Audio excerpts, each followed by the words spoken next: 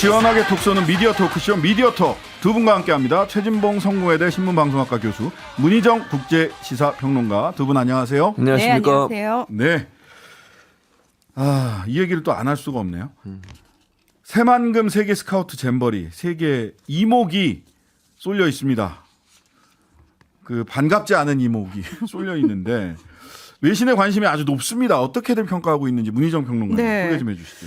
사실 우리가 외신 홈페이지 일면을 장식한 게 그 지난해 이태원 참사 때 대대적으로 장식을 했었고 이번에 또다시 등장을 한 게 이 잼버리 사태거든요.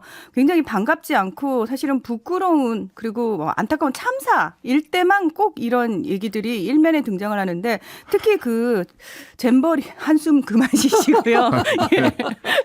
자, 잼버리의 종주국이라고 할 수 있는 영국 언론의 관심이 상당히 뜨거웠습니다. 그래서 영국 언론들 같은 경우에는 이제 폭염 때문에 또는 그 어떤 벌레 물림이라든지 그리고 제대로 준비가 되지 않은 부분들, 음식의 부실함들 뭐 이런 것들 다 지적을 하는 기사와 함께 실질적으로 여러분의 체험담을 받고 있다. 이런 네. 제보 받으시더라고요. 제보를 많이 맞아요. 받았어요. 예, 제보를 많이 받았고 그리고 외신들은 특징이 잼버리의 아이들을 보낸 학부모를 대상으로 인터뷰를 굉장히 많이 보냈는데 그런 인터뷰 내용이 나오다 보니까 적나라하게, 그러니까 정제되거나 또는 포장되지 않은 내용들이 상당히 많이 나왔다는 거예요. 이게 이제 아이들이 현장에서 부모들에게 했던 얘기들이 그대로 영국 언론이라든지 세계 언론을 통해서 다 나왔는데요.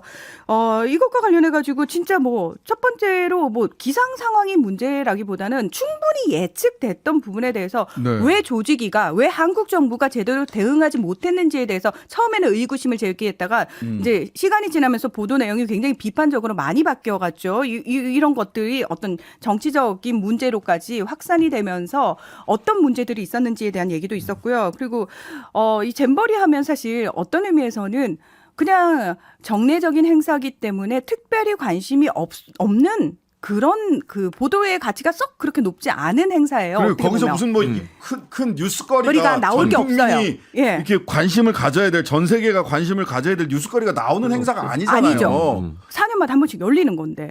예. 아니 놀이공원에서 잘 놀고 있다 이런 건 뉴스가 아니에요. 놀이공원에서 그렇죠. 사고가 나야 뉴스가 되는데. 근데 이번 한국에서 치른 이 잼버리 대회가 이렇게 역대급으로 사실 외신의 주목을 받은 데에는 이렇게 잘못된 부분들, 사실은 제대로 국제 행사를 치를 준비가 안 된 상태에서 많은 학생들을 받아놓고 그 학생들을 거의 방치하고 학대하다시피 한 부분들이 문제가 됐기 때문에 나오는 거거든요. 사실 잼버리 모토가 뭡니까? 보이스카우트의 모토 준비. 예, 그거잖아요. 준비. 예. 맞아요. 근데 왜 그것도 못 지켰냐는 겁니다. 그래서 우리 아들의 꿈이 뭐 악몽이 됐다, 이거 서바이벌 미션이다, 뭐 이런 오징어 게임 예. 얘기 많이 하더라고. 그런 얘기들이 굉장히 많이 줄을 잃었죠. 네. 근데 저는 저도 이제 외신 그 뭐 가디언이나 BBC나 로이터나 이제 나온 데를 이렇게 쭉 들어가서 거기는 다 유료가 많아가지고 기사를 다 볼 수는 없고 그냥 네. 메인 페이지 정도 보는데 거기 보면은 그 학부모 아까 얘기하셨던 학부모나 현장에 참여한 사람들의 인터뷰가 많아요. 네, 그렇죠. 맞아요. 근데 이게 우리나라 보도랑 큰 차이입니다. 우리나라는 정부에서 뭐라고 얘기를 했고 정부에서 뭐 했다. 그러니까 현장에 접근해서 취재하는 것 자체가 굉장히 어렵고 현장의 목소리, 그 부모님들의 목소리 이런 거는 커뮤니티 제보 이런 걸 통해서 주로 들어와요. 이거 왜 이러는 겁니까? 그 현장에 기자들이 가잖아요. 예. 세월호 참사 때도 같은 상황이었는데 현장에 기자들이 갔어요. 예. 그런데 너무 희한하게도 그러면 현장에서 기자들이 취재를 하고 눈으로 본 걸 쓴 게 아니고 거기서 정부 브리핑을 받아 쓰는 기사들만 나왔다는 거 아닙니까? 참 그 좀 그래요. 물론 뭐 비판적인 기사들이 되게 많은데 소위 연예 소위 가십 잡지 이런 네. 데서는 현장 잠입 취재를 하는데 정말 열심히 하죠. 예, 근데 우리는 뭐 현장 델타 구역 벗어나면은 취재가 그러니까. 협조 안 됩니다. 이상민 장관이 맞아요. 직접 얘기했어요. 그러니까요. 그게 말이 안 되는 거잖아요. 왜냐하면 기자들이 취재에 들어가서 현장에 들어가서 현장에 있는 사람들 직접 인터뷰하고 그래야 취재가 되는 거잖아요. 그렇죠. 델타 구역이라고 하는 것은 어느 정도 미디어, 그러니까 예를 들면 홍보 담당자들이 네. 컨트롤이 가능한 지역이에요. 거기는 네. 보여주고 네. 싶은 건 보여줄 수 있는 거잖아요. 네. 그러니까 마치 저는 이런 생각이 들었어요. 이거 좀 제가 그냥 생각해 본 거예요. 네. 북한에 우리가 만약에 방문을 하면 북한에서 북한 당국에 있는 사람이 늘 붙어 다니잖아요. 기자 그렇죠. 옆에. 네. 인터뷰할 사람도 그 사람들이 정해주고 아니면 뭐 다닙니다. 컨트롤하고 못하게 하고 마치 이런 것과 똑같아요. 이게 뭐가 다릅니까 대체? 아니 자유롭게 누구나 만나서 취재하게 하는 게 자유민주주의의 언론의 기본적인 취재 방식이고 그 방식을 한 번도 제한받은 적이 없어요. 근데 왜 이 잼버리 기간에는 델타 구역이라는 곳을 만들어서 그 안에만 들어가게 하고 다른 곳에 못 가게 하고 또 항상 홍보 담당자들과 함께 또 취재를 하도록 만들었냐는 거. 그러면 제대로 취재가 되겠습니까? 실제 그래서 어떤 외국 사람 그런 얘기도 했잖아요. 너무 앞에서 강요해서 좀 잘 되고 있다고 얘기하고 뒤에 가서는 또 딴 얘기 했다잖아요. 그래서 자기 그 취소했어요. 네. 그 인터뷰를 네. 가디언인가 BBC에 했던 인터뷰를 관계자가 지켜봐서 좋은 얘기만 해야 될 것 같아서 네. 좋은 쪽으로 얘기를 했는데 이건 그래서 그런 거니까 취소해달라라고 맞아요. 얘기를 했고 취소해달라라는 얘기까지 했다는 게 다 기사화가 돼버렸어. 그렇죠. 그게 외신의 특징이죠. 그러니까 우리나라 보도는 말씀하신 것처럼 실질적으로 여기에 참가한 아이들의 이야기는 쏙 빠져 있어요. 그런데 외신 보도들 보면은 되게 신기한 게 뭐냐면은 현장 취재가 돼 있어요. 네, 이 아이들이 어떤 과정을 통해서 얼마의 비용을 어떻게 모았고 이런 얘기들까지 다 나오고 있어요. 저는 왜 네. 그거 궁금한데 그 취재가 됐는지 결과가 안 나와요. 그 일부 스카우트 대원들이 기자들한테 왜 끝까지 있냐 너희들은 한국 학생들은 왜 퇴영을 안 하고 또니 뭐 끝까지 있어요. 페이백처럼 끝까지 있으면은 뭘 그 주겠다. 참가비 일부를 뭐 반환해 준다. 이런 것 때문에 있다. 뭐 이런 얘기도 있는데 이런 것도 좀 확인이 됐으면 좋겠다. 뭐 그건 주장이니까요. 네네. 예. 자, 외신들은 그러니까 지금 우리나라 정부 여당은 전북도의 파행의 원인을 그쪽으로 지금 쭉 지금 가고 있는 것 같습니다. 외신에서는 뭘로 원인은 진단을 하고 있나요? 이게 미리 준비 기간이 있었던 행사잖아요. 그리고 네. 여기에 투입된 돈이 1,171억 원이라는 예산이 있었단 말이죠. 그래서 지금 외신에서는 한국 정부가 원래 월드컵을 비롯해서 올림픽까지 정말 큰 국제 행사를 많이 치른 나라다. 네. 그런데 유독 이번 잼버리에서만 이상한 모습이 보였다. 기존에 그 한국 정부가 보였던 모습이 하나도 보이지 않았다. 네. 거기에 이유로 사실은 제대로 그 조직위가 준비하지 못했던 이유로 어떤 정부 측의 미흡한 태도라든지 또는 무성의한 태도 같은 것들을 지적하는 것도 상당히 많이 나왔고요. 그 외신들 같은 경우에는 그러니까 우리가 이걸 또 정쟁화 시키고 있는 부분까지도 또 반영을 해서 보도를 하더라고요. 보도를 해요? 네. 이게 정치 싸움으로 또 번지고 있고 이런 식의 얘기까지 사실은 속속들이 다 들어가면서 정말 문제는 그런 부분들인데 책임을 지고 정부가 이 행사를 제대로 준비하지 않았다는 게 문제인데 이것과 관련해 가지고는 제대로 짚는 데가 없다라는 얘기까지 다 하고 있고요. 그리고 정말 너무 이 우리 정부의 일거수일투족을 다 이제 외신들도 보고 있잖아요. 저도 네, 뭐 네. 앉은 자리에서 전 세계를 보고 있듯이 우리 정부가 왜 굉장히 부산 엑스포 유치에 공을 들였죠. 공을 들였죠. 예, 대통령이 직접 가셨으니까. 그렇습니다. 그 부분을 콕 찍어내서 외신들이 뭐라고 얘기를 하냐면 한국이 이 엑스포 유치에 굉장히 공을 들이고 있는데 여기에 차질이 빚어질 수밖에 없을 거야라는 식의 얘기까지도 하고 있다라는 거죠. 김현숙 장관은 우리 위기 대응력을 잘 보여줘서 엑스포에 영향이 없을 것이다. 엑스포 유치에 이렇게 얘기를 하셨는데 외신은 그렇게 보고 있지 않다. 그렇습니다. 자, 최 교수님. 예. 국제 행사 자체도 중요하지만 외국 언론, 외신 또 국내 언론과의 이 조직위원회 측의 커뮤니케이션 네. 이게 굉장히 중요한데 중요하죠. 아까 말씀하신 대로 델타 존을 설정을 했다. 네. 그리고 외신과의 커뮤니케이션 뭐 브리핑도 갑자기 뭐 늦춰지거나 뭐 없어지기도 하고 이러는 그 외신과의 커뮤니케이션 측면에서 좀 평가를 좀 해주세요. 그러니까 이게 왜 문제가 외신이나 국내 언론까지 국내 포함해서. 언론이나. 그러니까 예를 들면 조직위나 아니면 잼버리나 같이 이렇게 국제 행사를 유치하는 곳 같은 데는요. 기본적으로 프레스룸에서 두 가지가 중요해요. 첫째는 뭐냐면 투명성이에요. 투명성. 뭘 감추려고 하면 안 돼요. 그건 언젠간 드러나게 돼 있어요. 문제가 발생했을 때 신속하게 현상을 파악해서 그 내용을 그대로 다 전달해 주고 앞으로 어떻게 해결하겠다는 걸 얘기해 줘야 되거든요. 네. 근데 우리나라 지금 언론 김현숙 장관 같은 경우에 뭐 브리핑 할 때 때마다 문제 없다는 식으로 얘기해요.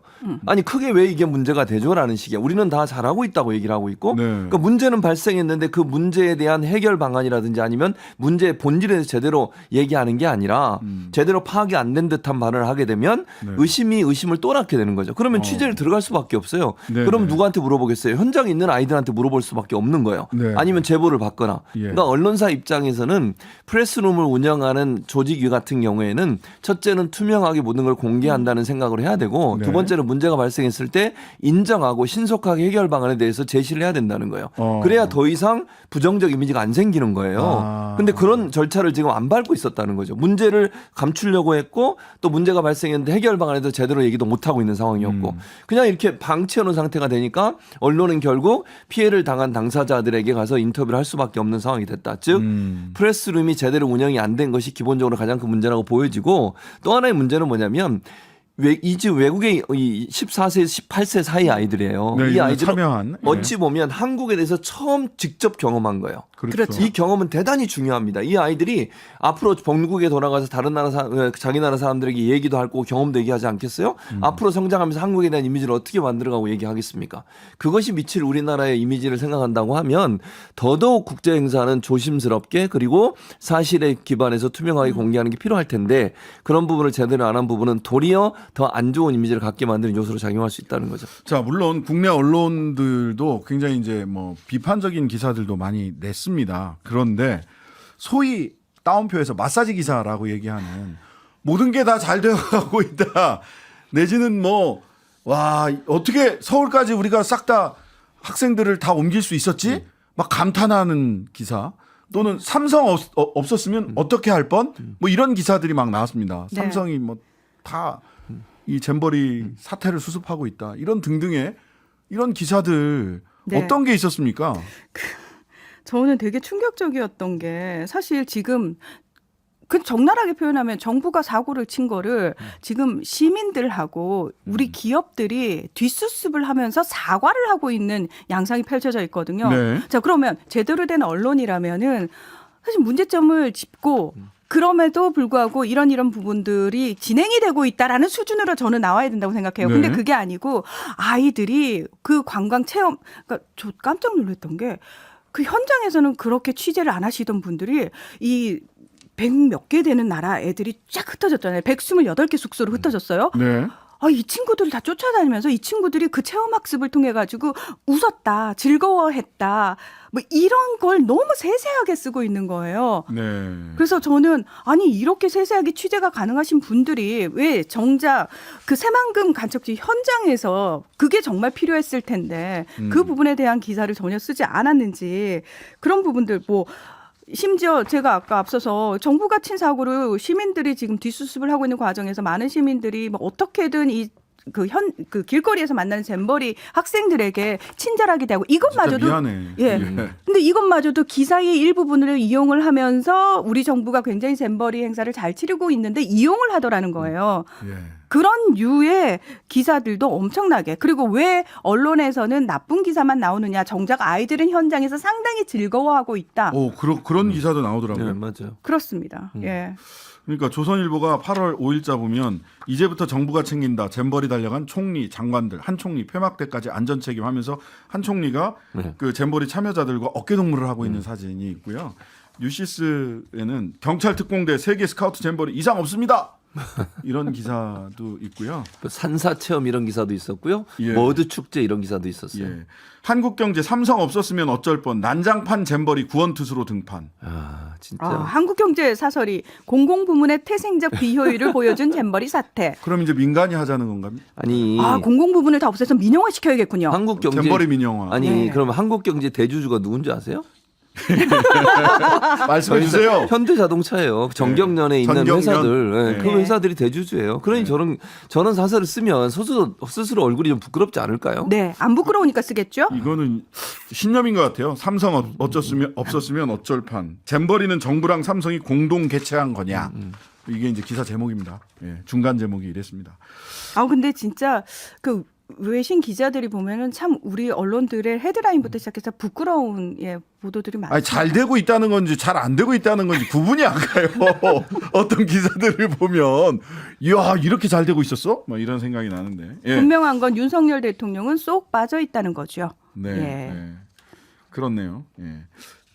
개영식에서는 참석을 하셨었는데.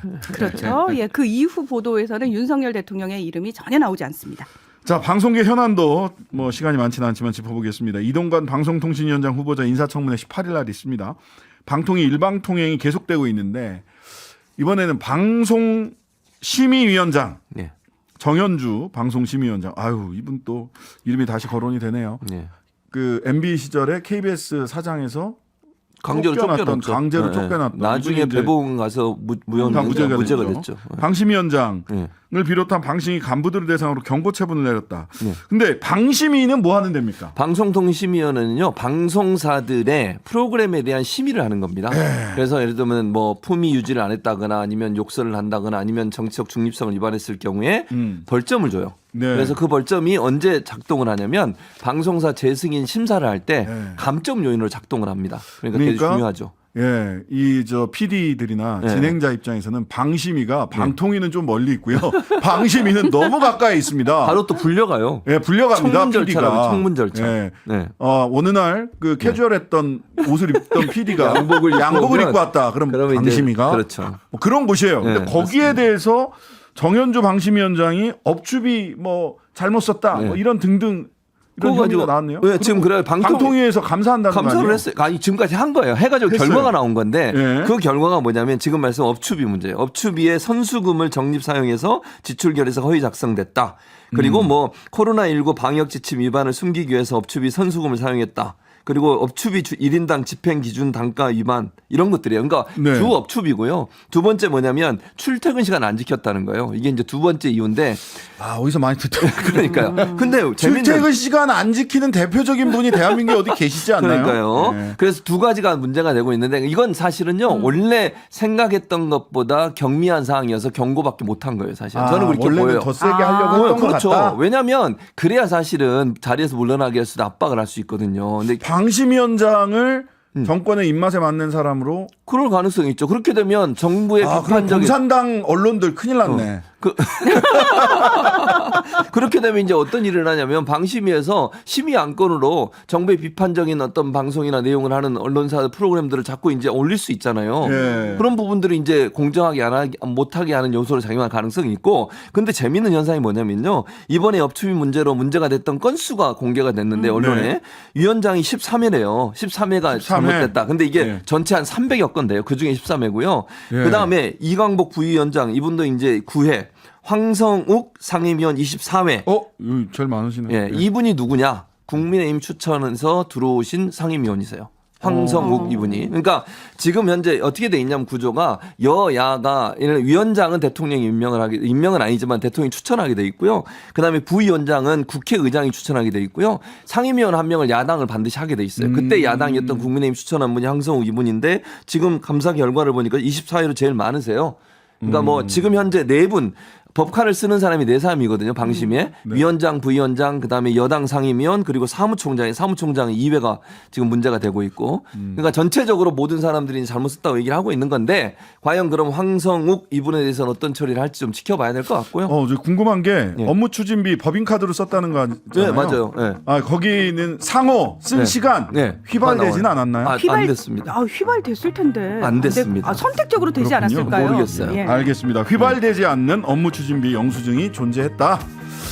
자, 이게 어떻게 처리될지 지켜보도록 하겠습니다. 미디어톡 최진봉 교수, 문희정 평론가였습니다. 감사합니다. 고맙습니다. 하루 종일 기다려지는 진짜 시사. 평일 저녁 6시 5분 신장식의 뉴스 하이킥.